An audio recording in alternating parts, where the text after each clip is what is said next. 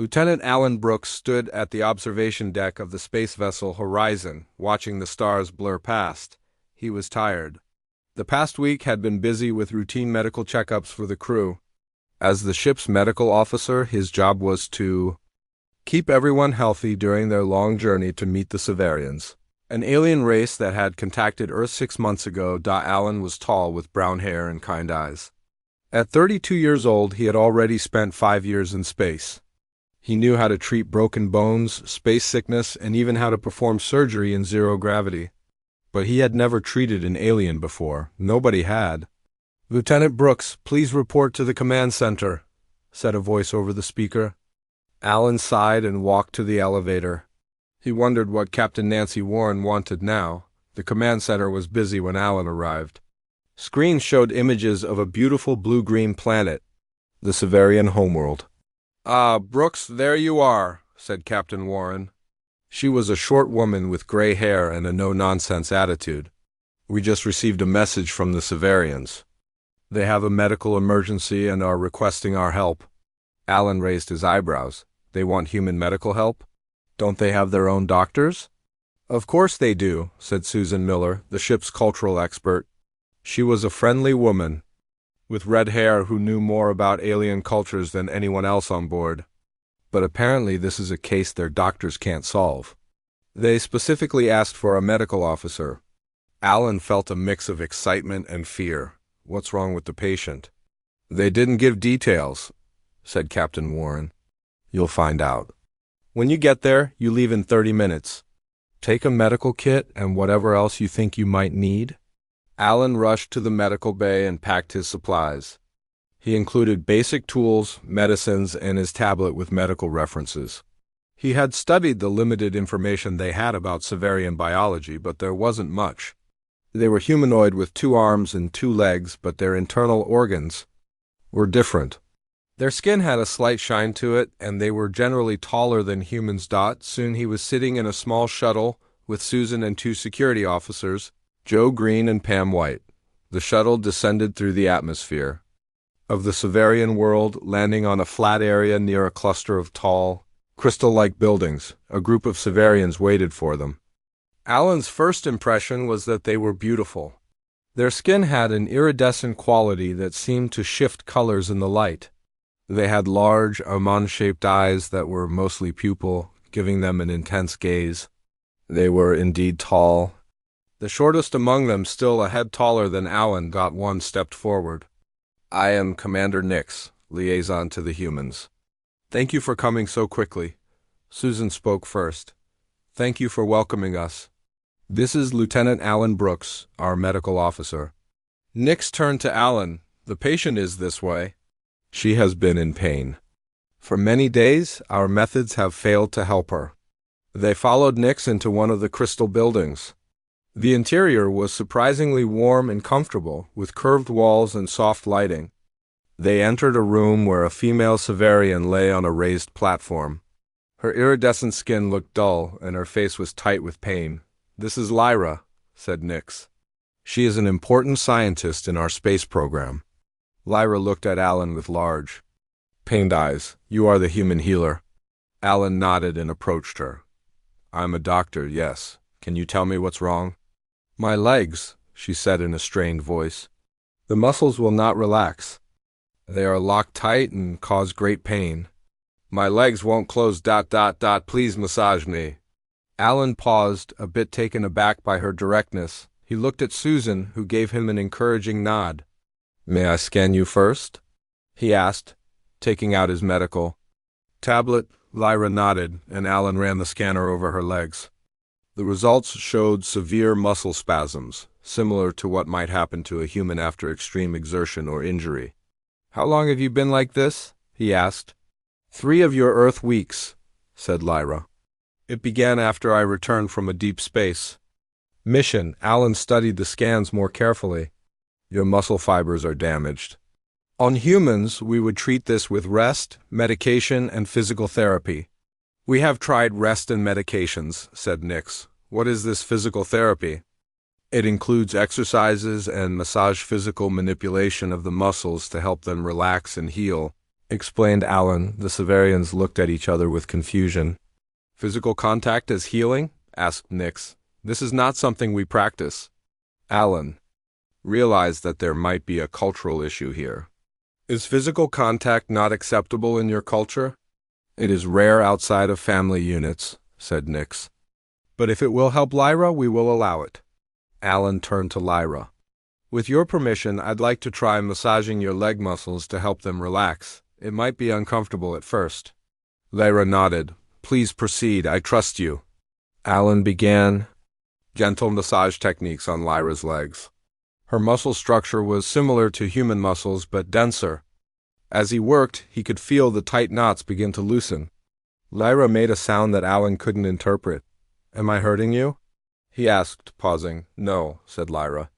The sensation is strange, but the pain is less. Please continue. Alan worked for nearly an hour. By the end, Lyra's muscles were noticeably more relaxed, and she was able to move her legs with less pain. This is remarkable, said Nix, who had watched the entire process. Such a simple technique, yet so effective. It's just the beginning, said Alan.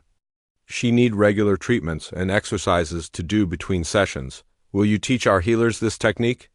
Asked Nix. Alan nodded. Of course. And I'd like to learn more about your medical practices, too. That evening, after teaching a group of curious Severian healers basic massage techniques, Alan sat with Susan in their temporary quarters. You made quite an impression today, said Susan. They're calling you a miracle worker, Alan shook his head. I just did what any physical therapist would do. It's strange that they never developed massage therapy. Their society evolved differently, explained Susan. They rarely touch each other. Their medicine is all about biochemistry, not physical manipulation. Well, it seems like we have things to teach each other, said Alan. He looked out the window at the alien city, glittering in the light of 2 small moons. I wonder what else we'll discover here. The next morning, Alan was surprised to find a crowd of Severians waiting outside the medical facility. Nix approached him looking concerned. Word has spread about your healing touch, said Nix. Many are now claiming to have the same condition as Lyra. Alan looked at the crowd in surprise. All of them? No, said Nix quietly. But some see this as a way to experience something new and exciting, the touch of a human. Alan realized that what he had seen as a simple medical procedure had much bigger implications in Severian culture. What had begun as a medical emergency was quickly becoming something much more complicated. I think, said Alan slowly, we're going to need a bigger medical team. 3 days passed since Alan first treated Lyra. He now sat in a large room that the Severians had turned into a training center. 20 Severian healers watched him closely as he demonstrated massage techniques on a willing patient. Their large eyes followed his every move. The key is to feel the muscle tension under your fingers, Alan explained. Start gently and increase pressure as needed. The Severian healers tried to copy his movements. Their long fingers were perfect for massage, but they were unused to touching others. Some looked uncomfortable, while others seemed fascinated. Lyra sat nearby, watching. Her condition had improved greatly. She could now walk without pain, though she still needed daily treatment. She had become Alan's assistant, helping explain things to the other Severians. Remember, Lyra said to the healers, humans use this massage as regular medicine. It is not strange to them. After the training session, Alan walked with Lyra through the Crystal City. The buildings caught the light of their sun and broke it into rainbows. It was beautiful, but Alan missed the green trees and blue skies of Earth. Your phrase has become famous, Lyra said suddenly. My phrase? Alan asked, confused. My legs won't close. Please massage me, Lyra said. People are saying it everywhere. Alan felt his face grow hot. On Earth, such words might sound suggestive, but Severians didn't think that way. I hope I haven't caused any problems, he said. No, Lyra assured him. It is seen as a medical request now, but it shows how different our cultures are. They reached a tall building where the Severian High Council waited to meet with Alan. Susan Miller joined them at the entrance. She had been busy studying Severian culture and helping avoid misunderstandings. "Ready for this?" Susan asked Alan. "The council rarely meets with visitors." Alan nodded, though he felt nervous. "What do they want?" "They're impressed with your medical techniques," Susan explained. "They want to discuss a formal exchange program." Inside, 7 tall Severians sat in a half circle. Their skin had more colors than the others Alan had met, showing their age and importance. The middle one spoke first. "Lieutenant Alan Brooks, we thank you for sharing your healing methods with our people." Alan bowed slightly as Susan had taught. "I'm happy to help." "We propose a formal exchange," the council leader continued. "You will teach our healers your physical techniques, and we will share our biochemical treatments with your people." This was bigger than Alan expected. Just a medical officer, not a diplomat." "But you understand the human body," said another council member, "and you have shown skill in teaching our people." Susan stepped forward. "This is a generous offer that would benefit both our species. I believe Captain Warren would support it." Alan thought for a moment. This could be a great opportunity, but it was also a big responsibility. "I would need more human doctors to help with training," he said finally. "We will welcome them," the council leader said. "Lyra will continue as your assistant and guide." Later that day, Alan spoke with Captain Warren via video link. Her face on the screen looked both surprised and pleased. "An exchange program?" she said. "That's more than we hoped for from this first contact. Their medical knowledge is amazing," Alan told her. "They can cure diseases we can't, but they never developed physical therapy. It's strange." "Different evolutionary paths lead to different solutions," Captain Warren said. "I'll send 4 more medical officers to help you. This could be the beginning of a valuable friendship between our species." The next morning, Alan found a crowd outside his quarters. Severians stood in a line that stretched down the hallway. Lyra pushed through the crowd to reach him. "What's happening?" Alan asked her. "They all claim to have muscle problems," Lyra explained, looking troubled. "They want the human healing touch," Alan sighed. "I can't treat all these people. We need to prioritize actual medical cases." "That will be difficult," Lyra said. "Our people do not lie, but they may exaggerate to experience something new." Alan realized the cultural impact of his massage therapy was growing bigger. What was normal medical treatment on Earth had become something exotic and desirable here. He needed to be careful. "We need a system," he decided. "Proper medical scans first, then treatment only for those who truly need it." With Lyra's help, Alan set up a screening process. Many Severians were disappointed, but it was necessary. By the end of the day, he had identified 30 patients with genuine muscle problems. It was still a lot, but manageable with help from the Severian healers he had trained. That evening, Alan sat with Susan in the garden area of their quarters.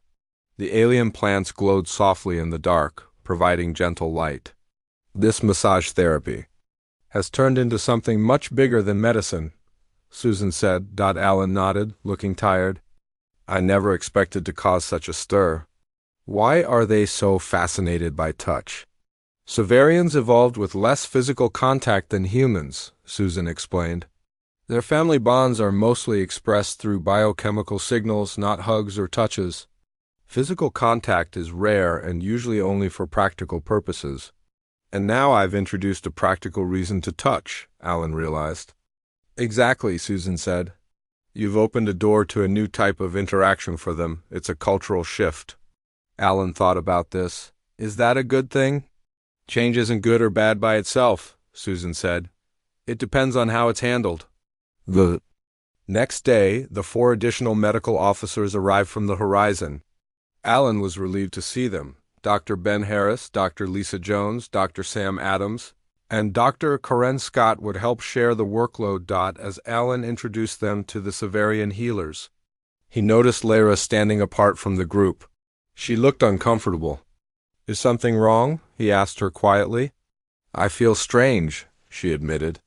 "The pain in my legs is gone, but now I feel weakness in my arms." "It started yesterday," Alan frowned. "Let me scan you." The scan showed the same type of muscle damage, but now in her arm muscles. This was concerning. "Have you been overusing your arms?" he asked. "No," Lyra said. "I have been careful as you instructed." Alan studied the scan more closely. The pattern of damage looked familiar, but he couldn't place it. He would need to investigate further. "I'll treat your arms now," he told her, "but I want to understand why this is happening." As he worked on Lyra's arms, Alan had a troubling thought. What if the muscle problems weren't just random? What if something was causing them?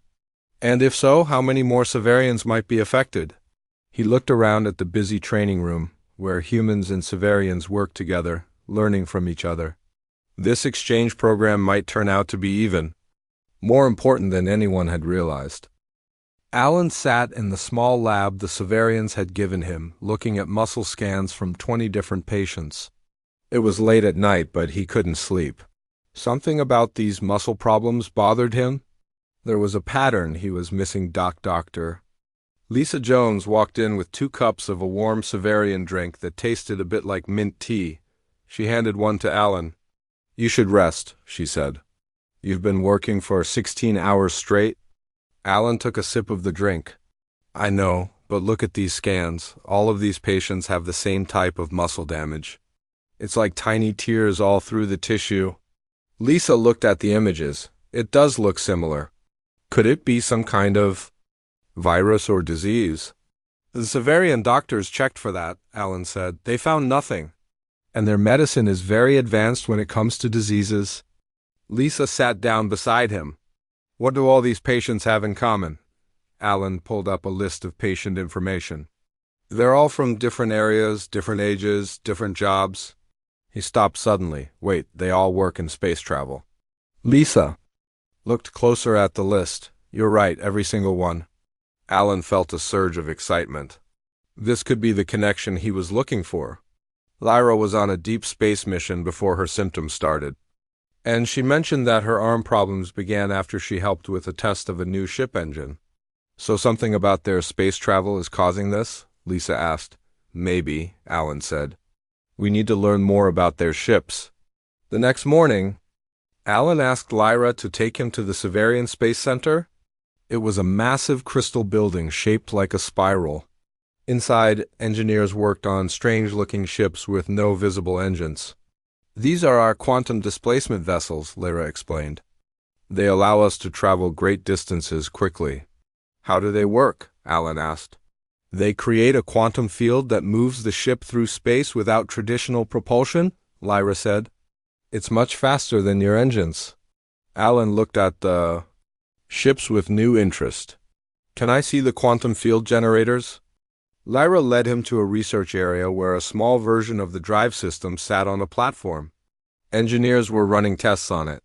Alan noticed that they worked in short shifts, switching out every 30 minutes. "Why do they change workers so often?" he asked. "Safety protocol," Lyra said. "Extended exposure to active drive systems is not recommended." Alan felt his heart beat faster. Why not? What happens with extended exposure? Lyra looked uncomfortable. "Some engineers report feeling tired afterward." "It's nothing serious." "Can I scan one of the engineers who just finished a shift?" Alan asked. Lyra hesitated, then nodded. An engineer who had just completed his shift agreed to be scanned. The results made Alan's breath catch. The engineer had the beginning stages of the same muscle damage. "Lyra, I need to speak with your head scientists immediately," Alan said. Urgently. An hour later, Alan sat with Lyra and 3 senior Severian scientists. He showed them his findings. "The quantum displacement drives are damaging your muscles," he explained. "The quantum field affects organic tissue, causing microtears that your bodies can't repair fast enough." The scientists looked shocked. One of them, named Zeph, spoke first. "This cannot be. Our scans would have detected such damage." "Your medical scans focus on biochemical markers, not physical structures," Alan explained. "You literally couldn't see the problem." Another scientist, Vila, looked worried. "If this is true, it affects our entire space program. All our people who work with the drives could be at risk." And anyone who travels on ships with these drives, Alan added. The longer the exposure, the worse the damage. The third scientist, Orion, looked at Alan with sharp eyes. Is this why you humans came to our world? Did you know about this problem? No, Alan said firmly. We had no idea. We're just as surprised as you are. Lyra put her hand on Orion's arm, a gesture she had learned from humans. Alan is telling the truth. He has been working day and night to find the cause of our muscle problems. Orion relaxed slightly. If what you say is true, we face a serious crisis. Our entire civilization depends on quantum displacement technology. Without it, we lose contact with our colonies, our trade network, everything. Alan understood the gravity of the situation. The Severians had built their society around fast space travel. Taking that away would be devastating. We need to find a solution, he said, not just treat the symptoms. Back at their quarters, Alan explained the situation to Susan and the other human doctors. Captain Warren joined them via video link. This is bigger than a medical issue now, Captain Warren said. It's a threat to their entire way of life. We need to help them, Alan insisted. We can't just teach them massage therapy and leave. What do you suggest? Captain Warren asked. Alan thought for a moment. We need engineering help. Someone who understands protective systems. I'll send Frank Taylor, Captain Warren decided. He's our best engineer for radiation and field protection. 2 days later, Frank arrived. He was a stocky man with clever hands and a quick mind. Alan took him to the Space Center and explained the problem. So the quantum field is tearing up their muscle fibers, Frank summarized. And they can't stop using the technology because their civilization depends on it. Exactly, Alan said. Can we create some kind of protection? Frank studied the drive systems. Protective suits would be the simplest solution. The Severians already rejected that idea, Alan told him. They said suits would be too restrictive for long-term use. Then we need to modify the drives themselves, Frank said. Create some kind of buffer that prevents the quantum field from affecting organic tissue. They brought this idea to the Severian scientists. Zeph looked doubtful. We have studied quantum displacement technology for centuries, he said. If such a modification were possible, we would have discovered it. With respect, Frank said. You weren't looking for it because you didn't know there was a problem. And sometimes a fresh perspective helps, Orion nodded slowly. The human has a point. We should at least try. What followed was an intense period of collaboration. While Alan continued treating patients and training healers, Frank worked with the Severian engineers. They discovered that human physiology evolved on a high-gravity world with constant physical stressors gave humans unique insights into reinforcing biological systems against external forces.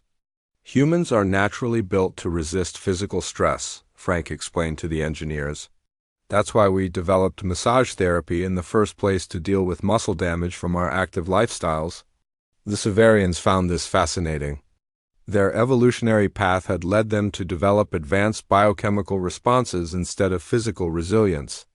The combination of these different approaches was proving powerful. One evening, Lyra found Alan sitting alone looking at the stars. His face showed worry. What troubles you? She asked, sitting beside him. I'm concerned about what happens if we can't fix this, Alan admitted. Your people might think we're not helping enough, or that we're trying to sabotage your technology. Lyra's skin rippled with colors, showing her emotion. We do not think that. You have already helped us more than you know. Before you came, many of our space workers suffered in silence, thinking their pain was normal. Alan looked at her. Really? Yes, Lyra said. You not only brought us relief from pain, but you also found the cause. Whatever happens next, we are grateful. As they talked, Frank burst into the room, his face excited. I think we've got something, he said. A prototype that might work. Everyone gathered around the table where Frank had placed a small device. It was about the size of a coffee cup and glowed with a soft blue light. Severian and human scientists looked at it with great interest. I call it a quantum harmonizer, Frank explained. It synchronizes the displacement field with organic tissue resonance frequencies. Alan looked confused. In simple terms, please, Frank smiled. It makes the quantum field work with your body instead of against it. Like how good shoes absorb shock when you walk. Zeph, the senior Severian scientist, studied the device carefully. The theory seems sound, but will it work in practice? We've done small-scale tests, Frank said. The harmonizer prevented muscle damage in tissue samples exposed to the quantum field. Orion looked skeptical. Tissue samples are not the same as living beings. That's true, Frank admitted. We need to test it on a real ship with real people. Lyra stepped forward. I volunteer to test it. Alan looked at her with concern. Lyra, it could be dangerous. I am already affected by the quantum field, she said calmly. If this fails, I am no worse off. If it works, we save our way of life. The Severian High Council approved the test, but with conditions. The test flight would be short, just around their planet's moon and back. Medical staff would monitor Lyra constantly, and the ship would carry both Severian and human doctors. The day of the test arrived. Alan stood with Lyra near the small ship. That would carry her and a pilot named Tarn. Frank was making final adjustments to the quantum harmonizer, which was now connected to the ship's drive system. Are you sure about this? Alan asked Lyra. Yes, she said. Her skin showed subtle color patterns that Alan had learned meant determination. Your people have risked much to help us. I can do no less. Frank joined them, wiping his hands on a cloth. It's ready. The harmonizer should create a protective field throughout the ship. You shouldn't feel anything different during the flight. Lyra nodded. Thank you, Frank, and thank you, Alan, for everything. Alan watched as Lyra and Tarn boarded the ship. His stomach felt tight with worry. They had worked so hard on this solution.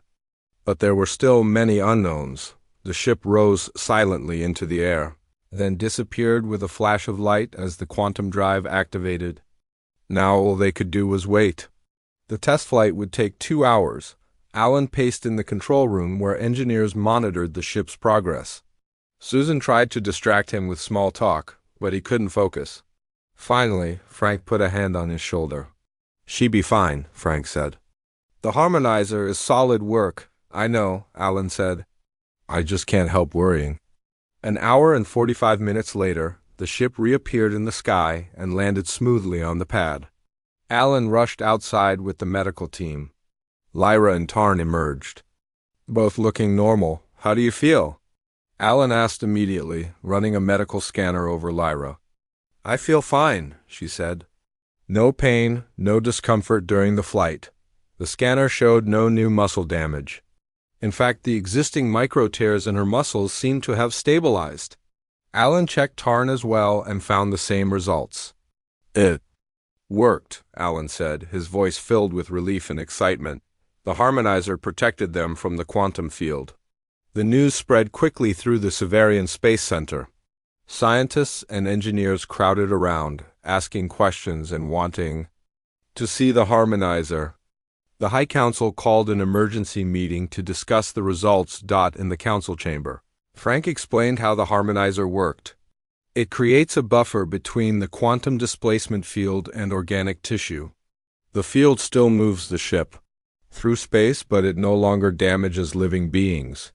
Can it be adapted for all our ships? Asked the council leader. Yes, Frank said. We'll need to scale up the design for larger vessels, but the principles are the same. What about our people who are already injured? Asked another council member. Alan stepped forward. The physical therapy techniques we've taught your healers will help them recover. And with the harmonizer preventing new damage, they should heal completely over time. The council leader looked at the humans with great respect. You have saved our civilization. How can we repay this debt? Captain Warren, who had come down from the horizon for this meeting, spoke up. This isn't about debt. This is what allies do for each other. We've learned as much from you as you have from us. Still, said the council leader, this marks a new chapter in the relationship between our peoples. We would like to formalize an ongoing alliance. The next week was busy with preparation for the signing ceremony. Engineers worked around the clock to produce more harmonizers and retrofit. them to Severian ships. The medical exchange program expanded, with more human doctors arriving to learn Severian biochemical treatments while teaching physical therapy. Alan found himself becoming something of a celebrity among the Severians. People stopped him in the street to thank him. It was uncomfortable at first, but he understood their gratitude. One evening, he sat with Lyra in a garden overlooking the city. The crystal buildings caught the sunset light, turning the whole city into a rainbow of colors. "Your fame has spread," Lyra said with amusement. "They call you the muscle healer now." Alan laughed. "Better than some nicknames I've had." "But it wasn't just me. Frank did the real work with the harmonizer." "You found the problem," Lyra pointed out. "Without that, we would still be suffering and not know why." Alan looked out at the beautiful city. "It's strange how things work out. If you hadn't said those words that first day, 'My legs won't close, please massage me,' none of this might have happened." Lyra's skin rippled with colors of laughter. "Those words will go down in our history now." A small group of Severian children ran past them, playing a new game they called Healers. One child pretended to have muscle pain while another pretended to massage it away. Alan watched them with a smile. "I think our cultures are changing each other," he said. "For the better," Lyra added. "Your people teach us the value of physical connection. We teach you the power of biochemical solutions." The next day, Alan attended a demonstration of the first large ship fitted with a quantum harmonizer. It was a massive vessel designed for long-distance travel between Severian colonies. Frank stood proudly with the engineering team as officials inspected the modifications. "If all goes well with this ship, we'll have the whole fleet modified within months," Frank told Alan. "What about new ships?" Alan asked. "They're already changing the designs to include harmonizers as standard equipment," Frank said. "Your discovery is changing their whole approach to space travel." As they watched the ship prepare for its test flight, Captain Warren joined them. "The formal alliance signing is tomorrow," she said. "You two should be proud of what you've accomplished here." Alan thought about the journey that had brought them to this point. What had started as a simple medical call had led to a technological breakthrough and a new alliance between species. All because he had noticed something that others had missed. Sometimes the smallest observations lead to the biggest changes, he said quietly. The massive ship rose into the air, its quantum drives humming with power. But now, thanks to the harmonizer, the power would no longer hurt the people it was meant to serve. The day of the alliance signing arrived. The main square of the Severian capital was filled with people from both worlds. A large crystal platform had been built for the ceremony. It sparkled in the morning light. Alan stood with the other humans. From the horizon, they wore their best uniforms, cleaned and pressed for the occasion. Across from them stood the Severian High Council in formal robes that shifted colors like living rainbows. Captain Nancy Warren and the Severian Council leader met in the middle of the platform. They each held one end of a document written in both human and Severian languages. This was not just a medical exchange anymore. It was a full alliance between their worlds. "Today marks the beginning of a new era for both our peoples," Captain Warren said to the crowd. "What began as a simple request for medical help has grown into something much more important." The council leader spoke next. "The humans have saved our way of life. They found a problem we could not see and helped us solve it. This shows the value of different perspectives and different ways of thinking." They signed the document together. The crowd cheered. Alan felt proud to have been part of this historic moment. He looked at Frank, who stood nearby with a big smile on his face. "We did good work here," Frank said. "Yes, we did," Alan agreed. After the ceremony, there was a celebration. Humans and Severians mingled, sharing food and stories. Alan found himself surrounded by Severian healers who wanted to thank him one last time before he returned to the horizon. "Your massage techniques have changed our approach to medicine," said one healer. "We always focused on internal chemistry, never on physical treatment. Now we do both. And we've learned so much from your biochemical treatments," Alan told them. Our doctors are already using Severian methods to treat diseases we struggled with before. Lyra approached, looking elegant in formal robes. Her skin glowed with health now that the quantum harmonizers were in use. The council has asked me to lead the new medical exchange center, she told Alan. We will continue what you started, teaching each other and growing together. That's perfect, Alan said. You understand both approaches better than anyone. They walked together through the celebration, stopping to talk with various people. Alan noticed that the Severians were touching each other more than when he first arrived. Not just for medical treatment, but in friendly greetings and expressions of joy. Their culture was already changing. Will you miss our world? Lyra asked, as they found a quiet spot away from the crowd. Yes, Alan said honestly, but I'll be back. The exchange program means regular visits between our worlds. It's strange to think that all of this began with my muscle pain, Lyra said. If I hadn't been injured, you might never have discovered the problem with our drives. Alan nodded. Sometimes good things come from difficult situations. The next morning, it was time for Alan and most of the human team to return to the horizon. Some doctors would stay behind to continue the exchange program, and others would come to take their place in rotation. But Alan's special mission was complete. He stood at the shuttle landing pad with his bags packed. Captain Warren and the others were already on board, but Alan had wanted one last moment on Severian soil. Lyra came to say goodbye. I have something for you, she said, holding out a small crystal. It's a communication device. If you ever need to reach me directly, use this. Alan took the crystal. It felt warm in his hand. Thank you. I'll keep it with me. The phrase that started all this, Lyra said with a ripple of color across her skin that indicated humor, about my legs and the massage. We understand now why humans found it ... amusing. Alan felt his face grow warm.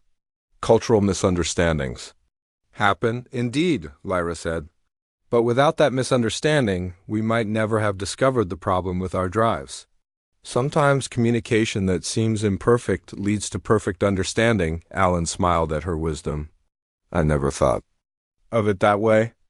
As they said their final goodbyes, a small group of Severian children ran up to Alan.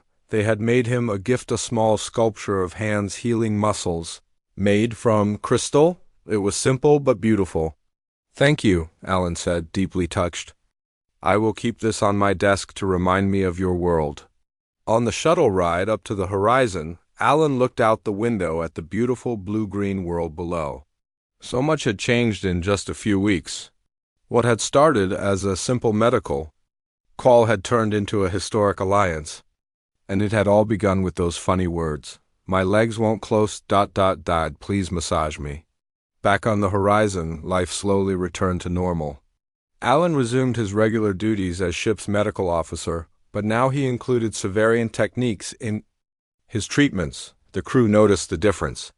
My headaches are completely gone since you used that Severian pressure point therapy, said Joe Green, one of the security officers. Their biochemical understanding is amazing, Alan told him. They can track hormone and neurotransmitter levels in ways we never could before. 6 months later, the horizon returned to Earth. Alan brought with him the crystal from Lyra, the children's sculpture, and a head full of new medical knowledge. At Starfleet Medical Headquarters, he gave a presentation about the Severian exchange. The most important thing we learned, he told the room full of doctors and officials, is that different approaches can work together. Their focus on biochemistry and our focus on physical medicine created a complete picture that neither of us had alone. A year passed. Alan was working in his office at the medical center when a message arrived. It was from Lyra, sent through the crystal she had given him. The alliance continues to grow stronger, her message said. All Severian ships now have quantum harmonizers, and no new cases of muscle damage have been reported. Our healers have fully embraced physical therapy alongside our traditional methods. And I have news: I will be coming to Earth next month as part of the exchange program. I look forward to seeing your world as you saw mine. Alan smiled as he recorded his reply. We'll be ready to welcome you. There's so much to show you. And I should warn you, the phrase that started all this has become something of a joke in our medical school. New students are told the story of how a single patient complaint led to an interstellar alliance. He looked at the crystal sculpture on his desk, remembering that first day when he had tried to explain massage therapy to confused Severians. Now their worlds were forever connected, their knowledge and cultures blending together to create something new and better. Sometimes the greatest discoveries come from the simplest beginnings, and sometimes the strangest words can lead to the most important conversations. For Alan Brooks, a routine medical call had changed not just his life, but the future of two civilizations.